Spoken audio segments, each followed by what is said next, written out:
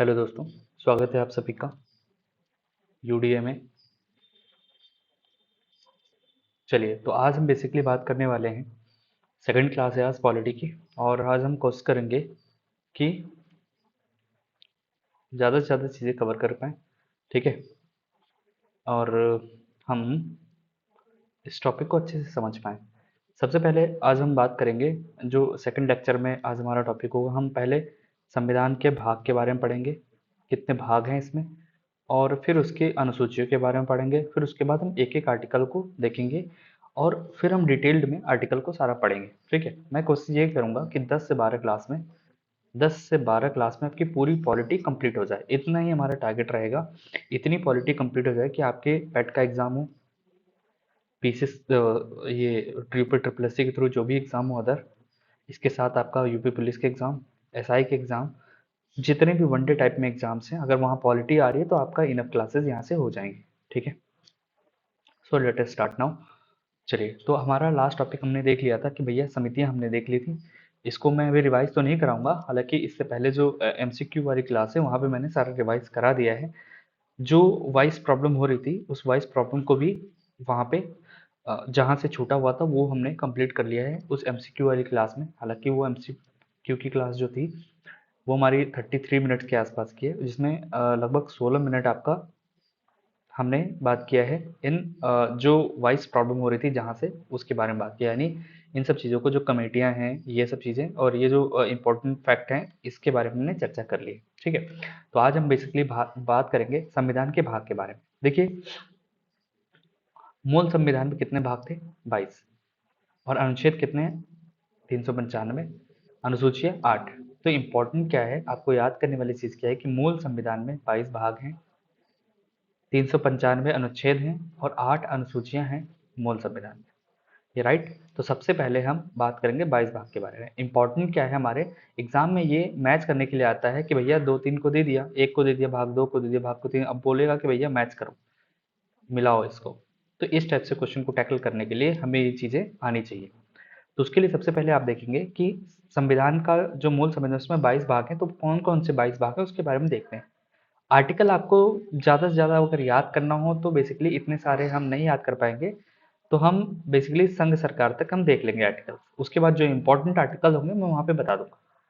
सारे आर्टिकल्स आपको नहीं याद करने हैं। 300 प्लस आर्टिकल हैं या 400 प्लस आर्टिकल हैं, सारे नहीं याद कर सकते ना। तो जो हमारे लिए इंपॉर्टेंट होगा वो मैं सारा आपको बता दूंगा कि भैया इतने हमें पढ़ने हैं, इतने हमारे दिमाग में होने चाहिए। और जब एमसीक्यू आएगा तो आपको हिट करेंगे ये चीज़ें। ठीक है।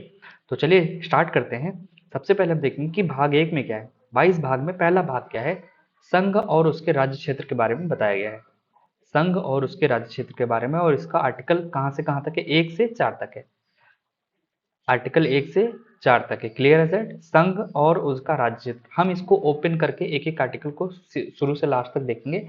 आपको वहाँ सारा क्लियर हो जाएगा। अभी हम सिर्फ भाग की बात कर रहे हैं। जो सिटीजनशिप है यानी नागरिकता के बारे में बात की है कि 5 से 11 तक आर्टिकल में हमने नागरिकता के बारे में बात की है।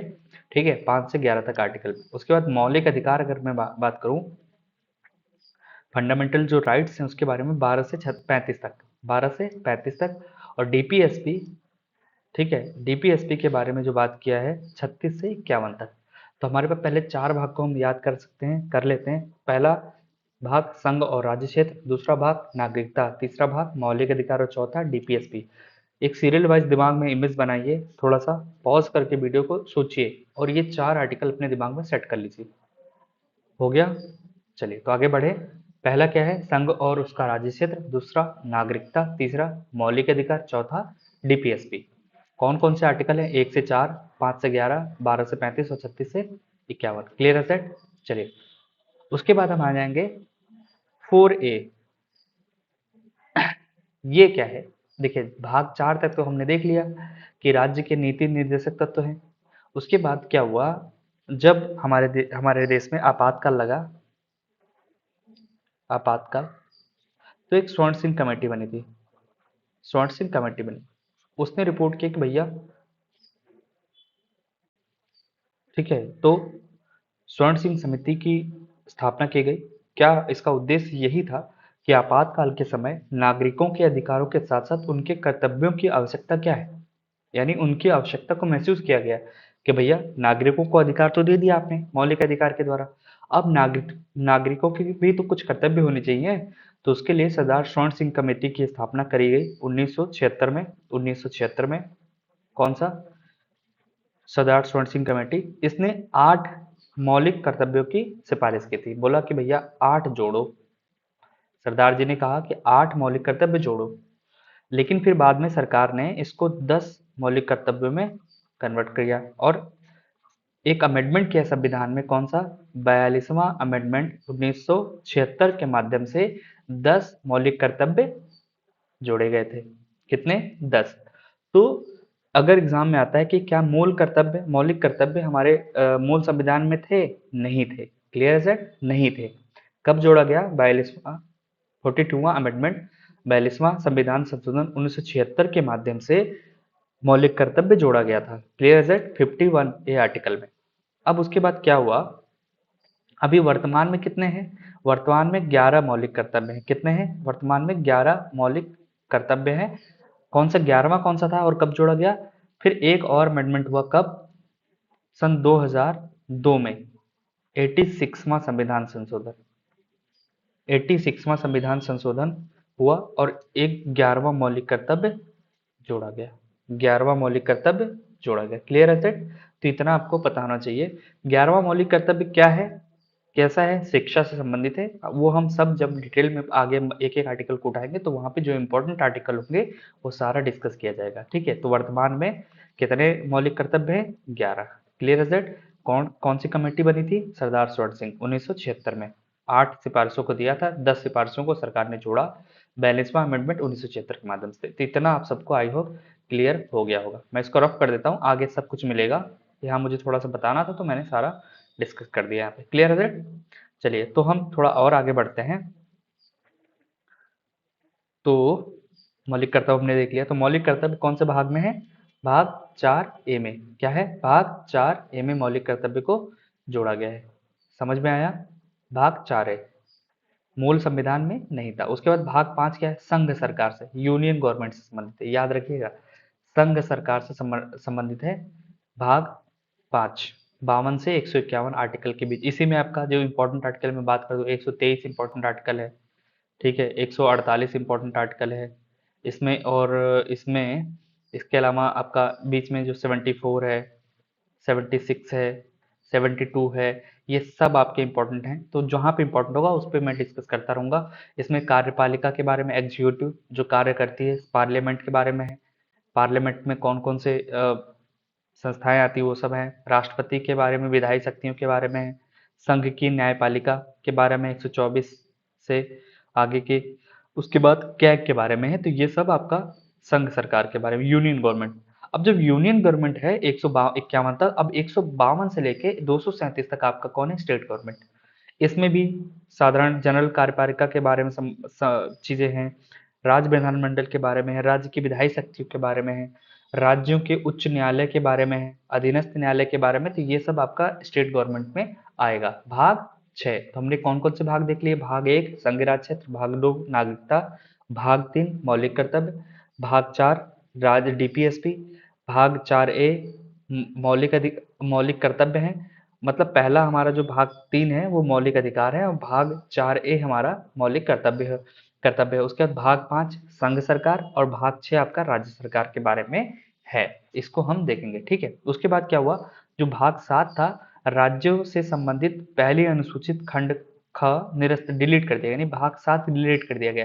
एक्चुअल में ये संपत्ति के अधिकार से संबंधित था और बाद में संपत्ति को हमने विधिक अधिकार में रख दिया। 300 आर्टिकल 300 ए को हमने यहाँ से जो ये चीजें थी इसको उठा के हमने यहाँ रख दिया, तो ये हमारा खत्म हो गया। ठीक है, जब इसको हम और डिटेल में जब देखेंगे तो आप ये समझिए कि भाग 7 निरसित है, खत्म, डिलीट हो चुका है। ठीक है, भाग 8 बेसिकली यूटीज के बारे में बताता है, संघ राज्य क्षेत्र के बारे में। तो आपको याद होना चाहिए कि भाग 7 डिलीट हो चुका है। इसको हम जब एक एक ओपन करके सब चीज़ों को पढ़ेंगे तो आपको डिटेल में वहाँ पे बताऊंगा। अभी हम भाग याद कर रहे हैं तो भाग 7 हमारा डिलीट हो गया है। भाग 8 हमारा संघ राज्य क्षेत्रों से संबंधित है, संघ राज्य क्षेत्रों से संबंधित है। भाग 9 पंचायतों से संबंधित है, ठीक है। और भाग, अब देखिए, भाग 9 हमने पंचायतें, ये सब बाद में चीजें जोड़ी गई थी। ये सब जो भाग 9 है, भाग 9A 9B, ये सब बाद में जोड़ी गई हैं, ठीक है। ये मतलब 9A और 9B ये सब जोड़ी गई हैं बाद में, ठीक है। तो पंचायतों का जिक्र बाद में हुआ है, पंचायतों को बाद में संवैधानिक दर्जा मिला है, ठीक है। तो भाग 9 में पंचायतें कहाँ से कहाँ तक, 243 से 243 ओ तक पंचायतों के बारे में है। इसको भी हम डिटेल में करेंगे। कौन सा, 73वां संविधान संशोधन। जब पंचायत पढ़ेंगे, ये आपका पेट के सिलेबस में भी है, तो इसको हम डिटेल में देखेंगे। नगर पालिकाएं, भाग 9A नगर पालिकाएं हैं, तो आपको 243 से 243 तक, और सहकारी समितियां जो है ZH से 243 ZT तक, इसके बारे में, सहकारी समितियों के बारे में डिस्कशन किया गया। ये कौन सा संविधान संशोधन है, नवा संविधान, 97वां संविधान संशोधन 2011 में इसको इसको जोड़ा गया है। क्लियर है सेट। चलिए, तो आगे पता होना चाहिए, ये 1992 है, 1992। उसके बाद 10वीं अनुसूची बेसिकली जनजातीय क्षेत्रों से संबंधित है, जनजाति अनुसूचित और जनजाति क्षेत्रों से संबंधित है, भाग 10। क्लियर है सेट। तो भाग 9 हमारा सारा पंचायतें हैं, नगर पालिकाएं और सहकारी समितियां, यानी पंचायतों से संबंधित। पंचायतें ग्राम में होती हैं, उसके बाद थोड़े और नगर, तो वहाँ पे नगर पालिकाएं, नगर निगम है, फिर उसके बाद सहकारी समितियां भी ग्रामीण क्षेत्रों से संबंधित। तो ये सब चीजें आपके भाग 9 में है। 10वां है, अब गांव में ही क्या होती हैं, अनुसूचित जाति और जनजातियां ग्रामीण क्षेत्रों में ज्यादा होती है, तो वहीं पे भाग 10 आपका क्या है, अनुसूचित और जनजाति क्षेत्रों के बारे में डिस्कशन किया गया है हमारा भाग 10 में। उसके बाद भाग 11 में संघ राज्यों के बीच संबंधों के बारे में बताया गया है। संघ राज्य क्षेत्र आपका भाग 8 है, संघ राज्य क्षेत्र आपका भाग यूटीज है, भाग 8। और भाग 11 क्या है, संघ और राज्यों के बीच संबंध के बारे में बताया गया है भाग 11 में। क्लियर है सेट। थोड़ा सा यहाँ पे ये समझने के लिए, यानी ये याद करने में थोड़ी सी यहीं पे प्रॉब्लम होती है, जो 2-3 आर्टिकल यहाँ पे यही थोड़े टफ हैं, बाकी आपको लगभग सारी, यानी भाग 10 से लेके 14 तक में थोड़ी सी प्रॉब्लम होती है, 13 तक में आपको थोड़ी सी याद करने में प्रॉब्लम होती है, तो इसको बार बार रिपीट कीजिए, ठीक है। यहीं पे आपका इसी आर्टिकल में, इसमें ही कुछ जैसे भाग 12 है, वित्त संपत्ति वाद एवं संविदाएं के बारे में भाग 12 में बताया गया है। वित्त संपत्ति वाद एवं संविदाओं के बारे में भाग 12 में बताया गया है। उसके बाद भाग 13 में क्या है, भारत के राज्य क्षेत्र के भीतर व्यापार वाणिज्य समागम के बारे में बताया है। कहाँ से, भारत के राज्य क्षेत्र के भीतर। ये कौन सा आर्टिकल है, भाग, मतलब कौन सा भाग है, भाग 13। भाग 12 भी आपने देख लिया कि वित्त संपत्ति बाद एवं ये संचित निधि, ये सब जो चीजें आएंगे ना, यहीं पे पूछी जाती हैं, तो वो मैं आर्टिकल जब हम पढ़ेंगे तो वहाँ डिटेल में देख लेंगे, ठीक है। कौन सी संचित निधि किसमें है, आकस्मिक निधि किसमें, तो यहाँ से बेसिकली वो आर्टिकल वाले क्वेश्चन हमें याद होने चाहिए। संघ राज्यों के बीच संबंध क्या है, आर्टिकल 263 इंपॉर्टेंट हो गया, 62 इंपॉर्टेंट हो गया, तो वो हम देखेंगे, ठीक है। चलिए, तो अब भाग 13 क्या है, भारत के राज्य क्षेत्र के भीतर जो व्यापार वाणिज्य समागम वगैरह होता है, वो भाग 13 के अंतर्गत रखा गया है, ठीक है। आर्टिकल आपको देखना है 301 से 307, तो ज्यादा आर्टिकल हमें याद नहीं करना है, जो आर्टिकल इंपॉर्टेंट है वो मैं बात करूंगा। इतनी रेंज हम नहीं याद कर सकते, इतनी दिमाग में चीजें नहीं रह पाएंगी, तो हमें वही पढ़ना है जो हमारे एग्जाम पॉइंट ऑफ व्यू से। उसके बाद हम आगे देखेंगे भाग 14। भाग 14 बेसिकली संघ और राज्यों के अधीन सेवाएं, यानी खास करके यूपीएससी और स्टेट पीसीएस पीएससी के बारे में डिस्कस किया है। भाग 14 308 से 323 के बारे में, ठीक है। संघ लोक सेवा जैसे 314-15 है, तो इसके बारे में भी हम वहाँ पर डिस्कस करेंगे। तो संघ और राज्यों के अधीन सेवाएं भाग 14 में है ये, ठीक है। यूपीएससी ऐसे याद कर लो, यूपीएससी भाग 14 में है, ठीक है। 14A में ट्रिब्यूनल्स ट्रिब्यूनल्स यानी अधिकरण के बारे में, भाग 14A में अधिकरण के बारे में डिस्कशन किया गया है। भाग भाग कौन से, 14A में। भाग 15 में निर्वाचन, इलेक्शन कमीशन, भाग 15 में। निर्वाचन कौन से भाग में होगा, 15 में निर्वाचन हो गया, ठीक है। 15 में निर्वाचन, 15 में निर्वाचन, और 16 में कुछ वर्गों के लिए संबंधित विशेष प्रावधान है। कुछ वर्गों से संबंधित विशेष प्रावधान का जो डिस्कस किया गया भाग 16 में, तो ये भी याद रखना है आपको। मैं यहाँ से फिर से याद करा देता हूँ। भाग 12 से अगर हम 11 से देखें, 10 से अनुसूचित जनजाति क्षेत्र 10 में है, 11 में आपका संघ राज्यों के बीच संबंध है, और 8वें में हमारा क्या था, संघ राज्य क्षेत्र के बारे में था। 12वें में वित्त, संपत्ति, वाद एवं संविदाएं। दिमाग में आंख बंद करके 2-3 बात रटिए, आपको चीजें क्लियर हो जाएंगी। उसके बाद 13 में, 13 है, 13 सब कुछ है व्यापार करने के लिए। 13 राज्य क्षेत्र के भीतर, यानी भारत 13 है, ठीक है, राज्य क्षेत्र के भीतर व्यापार वाणिज्य वगैरह करेंगे भाग 13 में। 14 में यूपीएससी की नौकरी करेंगे, यानी आईएएस वगैरह, यूपीएससी के बारे में, यूपीएससी पीएससी के बारे में। इसी से रिलेटेड 14 है, 14A है, जो कि ट्रिब्यूनल्स के बारे में बताएगा, ठीक है, कि हमें ये सेवाओं से संबंधित है कि कैसे हटाया बढ़ाया जाएगा, तो उसके बारे में यहाँ पे भाग 14 हो गया। निर्वाचन कैसे होगा, 15 में निर्वाचन हुआ। 16 में कुछ वर्गों को दे दिया विशेष प्रावधान, कुछ वर्गों के लिए। निर्वाचन किसका हुआ, कुछ विशेष वर्गों का निर्वाचन हो गया, ऐसे याद कर लो, तो भाग 16। उसके बाद भाग 17 में भाषा के बारे में, राजभाषा, ऑफिशियल लैंग्वेज, राजभाषा के बारे में बताया गया भाग 17 में। 18 में आपात इमरजेंसी, 18 में, भाग 18 में। तो यहाँ से बेसिकली ये 15, 16, 17, 18 से बेसिकली पूछा था एग्जाम में ज्यादातर। उसके बाद भाग 19 में मिसलेनियस है, और भाग 20 में संविधान संशोधन, एक ये भी इम्पोर्टेंट है, आर्टिकल 368 संविधान संशोधन। उसके बाद अस्थायी संक्रमणकालीन विशेष उपबंध 21 और 22 में संक्षिप्त नाम, प्रारंभिक हिंदी में प्राधिकृत पाठ और निरसन वगैरह इसमें है चीजें। तो आई होप आप लोगों को ये चीजें थोड़ी समझ में आई होंगी, ठीक है, तो इतना हमें पता होना चाहिए भागों के बारे में। उसके बाद चलिए हम आगे बढ़ते हैं, थोड़ा सा अनुसूचियां देख लेते हैं। तो हमारे मूल संविधान में कितनी अनुसूचियां थी, 8। 8 अनुसूचियां हमारे मूल संविधान में थी। मूल संविधान में कितनी अनुसूचियां, 8 अनुसूचियां। वर्तमान में कितनी है, 12 अनुसूचियां। कौन कौन सी जोड़ी गई वो भी हम देखेंगे। चलिए सबसे पहले इस पे अनुसूची के बारे में डिस्कस कर लेते हैं। फर्स्ट अनुसूची जो है ना, कौन सी, पहली अनुसूची राज्यों और केंद्र शासित प्रदेशों के नाम और क्षेत्र संबंधित है। क्या बोला, पहली अनुसूची राज्यों केंद्र शासित प्रदेशों के नाम और क्षेत्र के बारे में पहली अनुसूची डिस्कस करती है, शेड्यूल, पहला शेड्यूल, ठीक हो गया।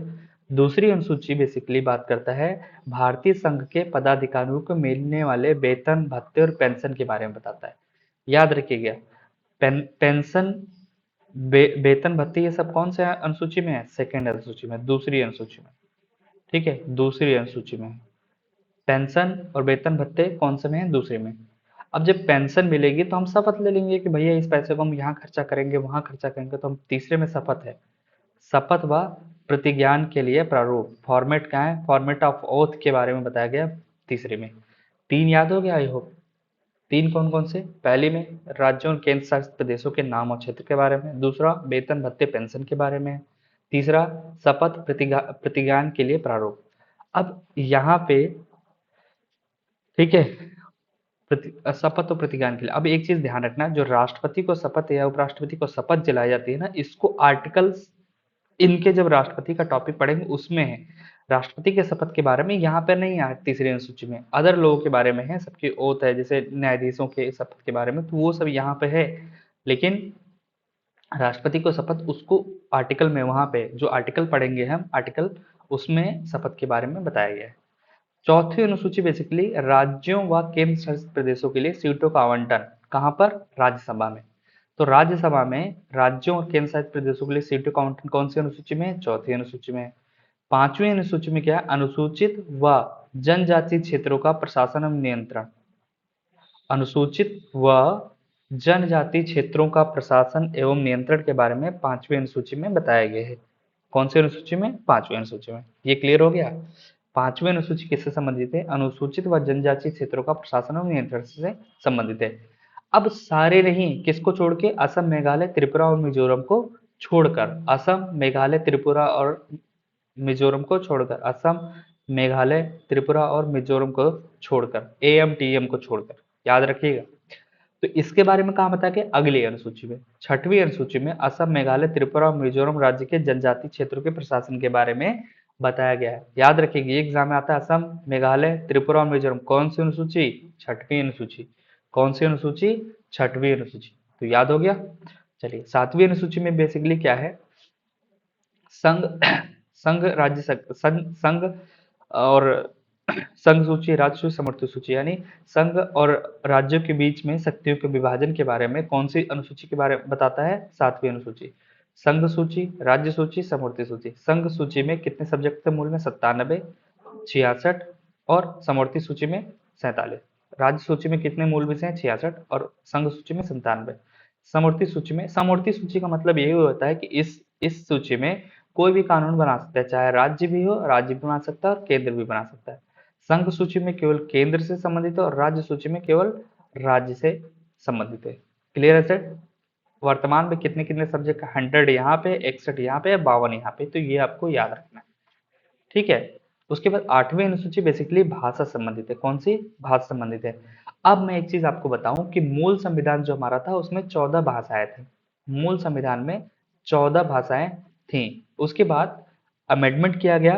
सबसे पहले 21वां अमेंडमेंट किया गया 1967 में। तो याद रखिए 21, 71, 92, ऐसे याद रखिए। 21वां संशोधन, 71वां और 92वां। 21, 71, 92 ऐसे देखिए। 112, 112, 257, 279, 279। तो 21, 71, 92, 21, 71, 92 याद रखिए। 21, 71, 92।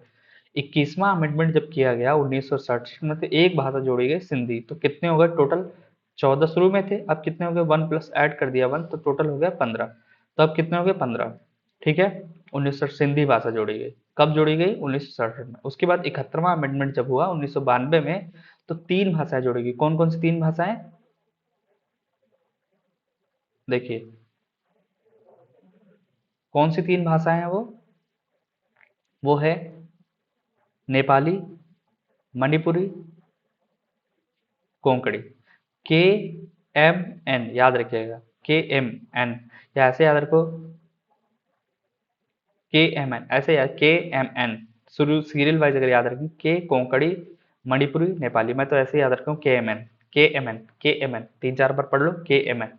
तो कोंकणी, मणिपुरी, नेपाली, कोंकणी, मणिपुरी, नेपाली, कोंकणी, मणिपुरी, नेपाली, ये हमारी 3 भाषाएं जोड़ेंगी। तो सेकंड जो अमेंडमेंट हुआ, यानी 71वां अमेंडमेंट जो हुआ 1992 में, 3 भाषाएं नेपाली, मणिपुरी और कोंकणी को जोड़ा गया। उसके बाद में और भाषाएं जोड़ेगी। 2003 में एक हुआ 92वां संविधान संशोधन, उसमें मैथिली, बोडो, डोगरी और संथाली 4 भाषाओं को जोड़ा गया। ठीक है।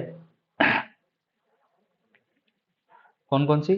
92 अमेंडमेंट जो हुआ उसमें B D M S, Bodo, Dogri, Maithili और Santali, B D M S, ऐसे याद कर लो। B D M S, B D M S, B D M S. ठीक है। B D M S, B D M S, B D M S. ठीक है। एक डॉक्टर की डिग्री होती है आयुष वाले, बी ए एम एस होता है, उसको मैंने बी डी एम एस बना दिया। तो B D M S degree कर लो आप लोग। तो इससे क्या हो जाएगा? आपको 4 भाषाएं, बोडो, डोगरी, मैथिली और संताली, मैथिली संताली। मणिपुरी से इसको रिलेट मत करिएगा, ये मैथिली है, बिहार बाद में आएगा। पहले पहले हम मणिपुरी जाएंगे, मणिपुर के बाद बिहार आता है। अगर हम पश्चिम से, पूर्व से पश्चिम आएंगे तो पहले मणिपुर जाके फिर बिहार आएंगे। तो ऐसे आप याद रखिएगा। ठीक है। नेपाल को बिहार के साथ कभी कनेक्ट मत करना। ये देखिए, नेपाल को बिहार के साथ, पहले नेपाल और मणिपुरी आएगी, बाद में मैथिली, बोडो, डोगरी और संथाली। ठीक है। 3 भाषाओं को, 4 भाषाओं की टोटल हमारे पास कितनी हो गई? देखिए 3 और 4 3 7, 7 1 8, 14 में 8 भाषाएं, 8 4 12, तो टोटल 22 भाषाएं हैं। 2011 में उड़िया भाषा का नाम परिवर्तन किया गया, उड़ीसी कर दिया गया, तो खत्म। उसके बाद 9वां जो अनुसूची है बेसिकली भूमि सुधारों संबंधित है। और ये कब जोड़ा गया था? ये देखिए, मूल संविधान में हमारे पास 8 भाग थे, 8 अनुसूचियां थी। बाद में अब उसके बाद 9, 10, 11 और 12 ये बाद में जोड़ा गया। तो 9वीं अनुसूची भूमि सुधारों से संबंधित है और ये पहला संविधान संशोधन हुआ था 1951 में, उसके द्वारा इसको जोड़ा गया था। क्लियर है सर? उसके बाद दल, 10वां अनुसूची दल, 10 से दल, याद रखिएगा, दल से दल, दल बदल से संबंधित है। कौन सा? 52वां अमेंडमेंट 1985, 52वां संविधान संशोधन 1985 के माध्यम से इसको जोड़ा गया था। क्लियर? उसके बाद 11वां अनुसूची में पंचायतों से संबंधित है। 29 विषय हैं। 73वां संविधान संशोधन 1992 द्वारा इसको जोड़ा गया। 73वां संविधान संशोधन 1992 द्वारा इसको जोड़ा गया था। ठीक। उसके बाद हमारा 12वां संविधान संशोधन देखेंगे। 12वां संविधान संशोधन नगर पालिकाओं से संबंधित है और ये इसको 74वां संविधान 1992 द्वारा इसको जोड़ा गया। तो 11वां और 12वां दोनों 92 में ही जोड़ा गया, 73 और 74वां संविधान संशोधन के माध्यम से। Clear result? तो टोटल हमारे पास हो गए 12 अनुसूचियां वर्तमान में हैं। क्लियर दैट, ये सारा मैंने डिस्कस अच्छे से कर लिया, आप इसको याद कर लिए, इसके बाहर क्वेश्चन नहीं जाएगा भाई। चलिए उसके बाद हम अब प्रमुख संविधान के प्रमुख स्रोत से बात कर लेते हैं कि कौन संविधान के कौन कौन से स्रोत कहाँ कहाँ से लेंगे, यहाँ से एग्जाम पॉइंट ऑफ व्यू से इंपॉर्टेंट है। ठीक है, सोर्स ऑफ द कॉन्स्टिट्यूशन क्या है। देखिए जब हमारे संविधान बन तैयार हो रहा था तो जो 1973 के बाद 1773 के बाद एक्ट आए थे, तो लास्ट में फाइनली 1935 का भारत शासन अधिनियम आया। इसके बाद तो हमारा देश आजाद हो गया। तो भारत शासन अधिनियम के तहत कुछ चीजों को हमने कन्वर्ट करके जब इंडियन कॉन्स्टिट्यूशन बना तो उसमें हमने ऐड कर लिया। तो कौन कौन सी चीजें भारत शासन सरकार अधिनियम से आई, भारत शासन अधिनियम से गवर्नमेंट ऑफ इंडिया एक्ट 1935 से क्या क्या लिया था हमने। संघीय योजना ली कि संघ के बारे में योजना कैसे बनाएंगे, याद रखने वाला है। गवर्नर का कार्यकाल लिया था क्योंकि उस टाइम पे गवर्नर थे। न्यायपालिका का ढांचा लिया कि भैया फेडरल हमारे पास पहले न्यायपालिका थी, तो न्यायपालिका के ढांचा भी हमने ले लिया। लोक सेवा आयोग लिया, यंग हिल्टन कमेटी बनी थी, उसके बाद लोक सेवा वगैरह तैयार हुआ था, तो उसी को हमने लोक सेवा आयोग पब्लिक सर्विस कमीशन भी ले लिया। आपातकालीन प्रावधान भी हमने ले लिया था यहीं से। ठीक है, आपातकालीन प्रावधान भी हमने यहीं से लिया था। प्रशासनिक विवरण भी हमने यहाँ से लिया। तो हमने ये चीजें ली, संघीय योजना, गवर्नर का कार्यकाल, न्यायपालिका का ढांचा, लोक सेवा आयोग। एग्जाम सबसे इंपॉर्टेंट पता है क्या है, दो ये चीज, एक लोक सेवा आयोग, आपातकाल। न्यायपालिका का ढांचा वगैरह ये संघीय योजना, तीन इंपॉर्टेंट है, इतने एग्जाम में आते ही आते हैं। वैसे सारा दिया हुआ है तो आप इसको अगर याद कर सकते हो तो बेहतर है। अब हम आ जाते हैं कि भैया हमारे ऊपर शासन कौन कर रहा था, ब्रिटेन। तो हमने इसकी भी चीजें अपने पास अडॉप्ट कर रखी हैं। कौन कौन सी चीजें ली है जो इंपॉर्टेंट है। सबसे पहले कि ब्रिटेन में पार्लियामेंट्री सिस्टम चलता है, तो वो हमने लिया। जैसे यूएसए में प्रेसिडेंशियल सिस्टम चलता है, यानी राष्ट्रपति वहां पे मेन होता है, यहाँ पे प्रधानमंत्री होता है। ब्रिटेन में भी प्रधानमंत्री मेन होता है। तो हमने, ठीक है, हमने संसदीय जो पार्लियामेंट्री सिस्टम हमने कहाँ से लिया, ब्रिटेन से। Clear set. उसके बाद विधि का रूल ऑफ लॉ, विधि का शासन भी हमने कहाँ से लिया, ब्रिटेन से लिया। ठीक है, उसके बाद मंत्रिमंडलीय प्रणाली भी हमने कहाँ से ली, ब्रिटेन से ही ली। ठीक है, उसके बाद लेजिस्लेटिव प्रोसीड्यूर, ठीक है, इसको भी हमने लेजिस्लेटिव प्रोसीजर जो है हमने भी यहाँ से लिया। विधायी प्रक्रिया हमने कहाँ से लिया, ब्रिटेन से लिया। Clear set. हमने सिंगल सिटीजनशिप, हमने भी इसको भी हमने ब्रिटेन से लिया। अब एक्चुअली इसका रीजन ये है कि जो यूएसए है वहां पे दोहरी नागरिकता चलती है। कैसे, जैसे वहां पे ना, जो अगर ये पूरा मान लीजिए यूएसए है, यूएसए इसमें 50 राज्य है अलग अलग, ऐसे ऐसे करके मान लीजिए छोटे छोटे राज्य हैं। ठीक है, तो इन राज्यों की अपनी अलग की सिटीजनशिप है। ठीक है, और जो ये तो होगी राज्यों की सिटीजन, और पूरा यूएसए इसकी अलग अलग सिटीजनशिप होगी।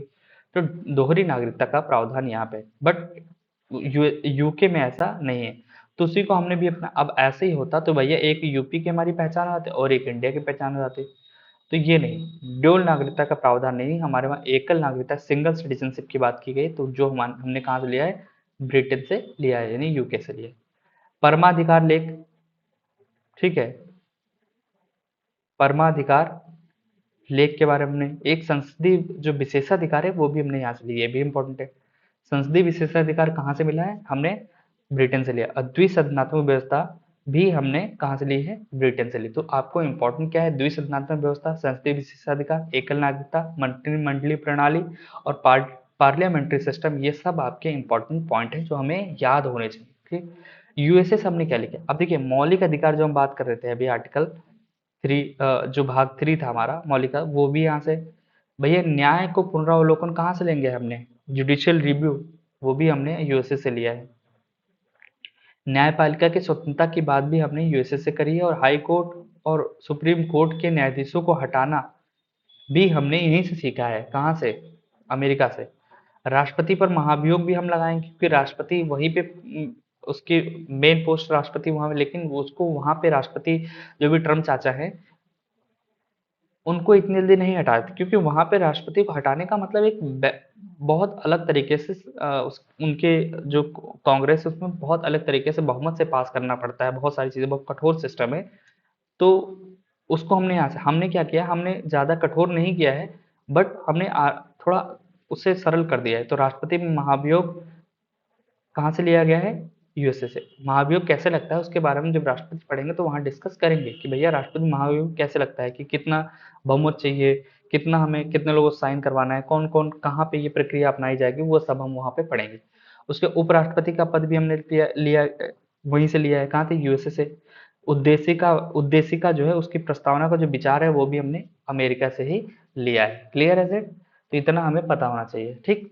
उसके बाद हम आयरलैंड चलते हैं। सबसे इंपॉर्टेंट डीपीएसपी, जो भाग 4 में है डीपीएसपी, हमने उसके बारे में पढ़ा कि राज्य के नीति तत्व क्या है, वो आयरलैंड से लिया गया। उसके बाद राष्ट्रपति का जो हमने देखा कि भैया राष्ट्रपति का निर्वाचन कैसे होगा, वो भी हमने आयरलैंड से लिया है।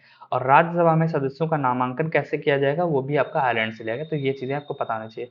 सबसे इंपॉर्टेंट समवर्ती सूची, अभी हम भाग कहाँ देख रहे थे, भाग 7 में,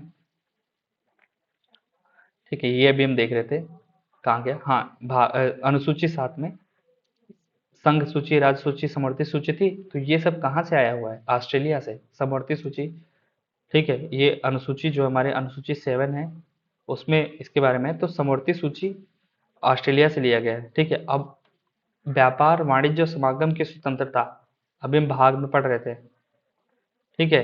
तो वो भी कहाँ से लिया गया है, व्यापार वाणिज्य समागम की स्वतंत्रता कहाँ से, ऑस्ट्रेलिया से। समागम मतलब मिलने की स्वतंत्रता। संसद की सबसे इंपॉर्टेंट क्या है, संसद की संयुक्त बैठक जो आर्टिकल 108 में है, वो भी हमने ही। तो समवर्ती सूची और संसद की संयुक्त जो ज्वाइंट सिटिंग जब अलाउ की जाती है तो वो भी हमने ऑस्ट्रेलिया से लिया है। उसके बाद कनाडा, कनाडा से सबसे पहले देखो कनाडा से क्या है, शक्तिशाली केंद्र के बारे में चर्चा की है। अवशिष्ट जब केंद्र है, अवशिष्ट शक्तियां केंद्र के पास होंगी, तो जितनी अतिरिक्त शक्तियां होंगी सब कहाँ पे, केंद्र। केंद्र को हमने मजबूत किया यहाँ पे, ठीक ठीक है। केंद्र मजबूत होगा तभी तो हम अब पता चले युद्ध का दौर चल रहा है, ठीक है, तो हमारे पास डिसीजन, हम राज्य से पूछ रहे हैं भैया क्या करें, युद्ध लड़ें, तो राज्य काहे युद्ध लड़े, पता चले कि नॉर्थ वाले राज्यों ने तैयार हो गए और साउथ वाले राज्य तैयार नहीं हुए कि नहीं हम तो नहीं लड़ेंगे, ठीक है। इसीलिए केंद्र को मजबूत रखा गया है कि केंद्र जो चाहे उस टाइम पे अगर कोई इमरजेंसी सिस्टम होती है तो वो क्या हो सकता है, इमरजेंसी कोई पड़ती है तो वहाँ पे केंद्र पूरी तरीके से निर्णय ले सकते हैं। इसलिए अवशिष्ट शक्तियाँ केंद्र के पास रखी गई हैं। शक्तिशाली केंद्र इसीलिए बनाया गया है। केंद्र द्वारा राज्यपाल की नियुक्ति, ये भी आपका कनाडा से लिया गया है। सुप्रीम कोर्ट का परामर्शी न्याय निर्णय, ठीक है, वो भी आपका कनाडा से। जर्मनी से आपातकाल में मौलिक अधिकारों का निलंबन, ठीक है। अब जैसे आपातकाल लगा हुआ है, अब ये सोचो आपातकाल लगा हुआ है और कोई व्यक्ति कहेगा भैया हमको स्वतंत्रता दो बोलने की, ठीक है, तो नहीं ना, पता चले कुछ और बोल रहा है, भड़का रहा है लोगों को। इसीलिए मौलिक अधिकार, आपातकाल जब भी लगता है तो मौलिक अधिकारों का निलंबन हो जाता है। उसमें कुछ मौलिक अधिकार जो निलंबित नहीं होते हैं वो इंपॉर्टेंट है, 20-21 जैसे, ठीक है। तो उसके बारे में बाद में हम डिस्कस करेंगे फुल में, जब आगे अगली वीडियो में हम इस सब चीज़ों के बारे में एक एक करके डिस्कस करें। फ्रांस से हमने क्या लिया है, गणतंत्रात्मक ढांचा लिया है, ठीक है। स्वतंत्रता, समानता और बंधुत्व का आदर्श वाक्य भी हमने फ्रांस से लिया, तो ये भी याद रखने वाली चीज़ें। सोवियत संघ से मूल कर्तव्य जो हमने देखा था कब, 1976 में स्वर्ण सिंह कमेटी के आधार पर जो गठन हुआ था उसके आधार पर मूल कर्तव्य जोड़े गए, तो हमने कहाँ से लिया था, सोवियत संघ से। प्रस्तावना में न्याय के आदर्श, सामाजिक आर्थिक और राजनीतिक न्याय की जो हमने बात की है ना, वो हमने सोवियत संघ से लिया है, तो ये भी याद रखना है। दक्षिण अफ्रीका से संविधान संशोधन की प्रक्रिया लिया और राज्यसभा के सदस्यों के चुनाव के बारे में भी दक्षिण अफ्रीका से हमने लिया है, ठीक है।